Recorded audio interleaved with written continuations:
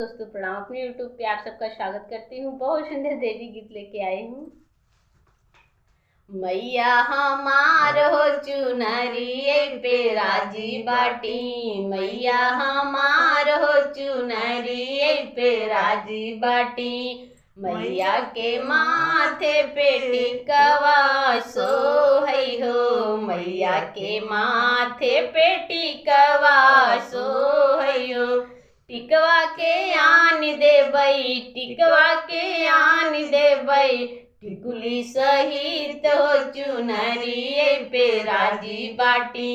मैया हमार हो चुनरी पे राजी बाटी, मैया हमार हो चुनरी पे राजी बाटी। मैया के नाकों में नथुया सोहै हो, मैया के नाकों में नथिया सोहै हो। नथिया के आन देबै, नथिया के आन देबै, नथनी सहित हो चुनरी पे राजी बाटी। मैया हमार हो चुनरी पे राजी बाटी, मैया हमार हो चुनरी पे राजी बाटी। मैया के गले में हरवा सोहै हो, मैया के गले में हरवा सोहै हो। हरवा के आन देबै, हरवा के आन देबै, हंसली सहित हो चुनरी पे राजी बाटी। मैया हमार हो चुनरी पे राजी बाटी, मैया हमार हो चुनरी पे राजी बाटी।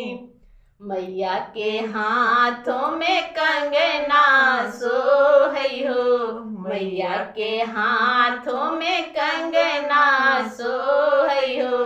कंगना के आन देबै, कंगना के आन देबै, चूड़िया सहित हो चुनरी पे राजी बाटी। मैया हमार हो चुनरी पे राजी बाटी, मैया हमार हो चुनरी पे राजी बाटी।